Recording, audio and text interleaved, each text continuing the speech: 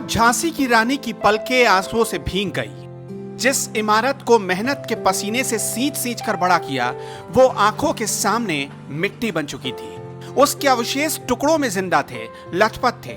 जो चीजें इतिहास के गौरवगान से सनी थी, वो आज बिखरी थी, मिट्टी पर पड़ी थी। कंगना के देखते ही देखते मणिकर्णिका अद्भुत नहीं, आलीशान भी नहीं, एक खंडहर में बदल चुकी थी। उसका वैभव लुट चुका था, जैसे ब्रिटानियों ने लूटा था झांसी की महल का वैभव। धूल और धूसर में बन चुकी थी मणिकर्णिका। इन मलबों में कंगना मणिकर्णिका के वैभव को तलाशती रही, ढूंढती रही, निहारती रही। पत्थरों में बदल चुके दफ्तर की रौनक उजड़ चुकी थी। कहते हैं निर्माण में महीनों लग जाते हैं, लेकिन विध्वंस तो चुटकी का खेल होता है।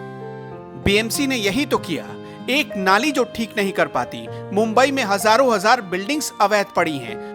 बीएमसी तब सोई रहती है, लेकिन कंगना ने संजय राउत को जवाब दे दिया तो ईमानदारी और नैतिकता का चोला ओढ़कर कार्रवाई करने पहुंच गया। कंगना ने मणिकर्णिका फिल्म के बाद इस दफ्तर को सजाया और संवारा था। ऑफिस में एक एक चीजें ऐसी लगाई गईं जिससे वैभवशाली इतिहास जीवंत हो उठे। लेकिन बीएमसी को क्या फर्क पड़ता है? ऊपर से ऑर्डर आया और बीएमसी ने बुलडोजर चलाया। किसी कठपुतली की तरह नाचने वाले बीएमसी ने भले ही कंगना का दफ्तर गिरा दिया हो, लेकिन हौसले नहीं गिरे।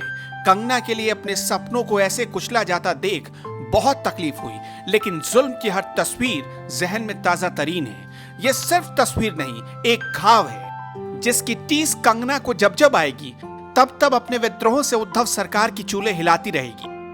जब जब सपने टूटते हैं, उसका असर बहुत गहरा होता है।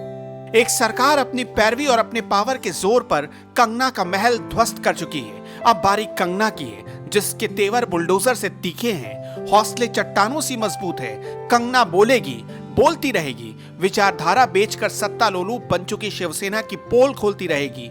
यही झांसी की रानी का वचन है और कंगना का वचन ही कंगना के लिए शासन है।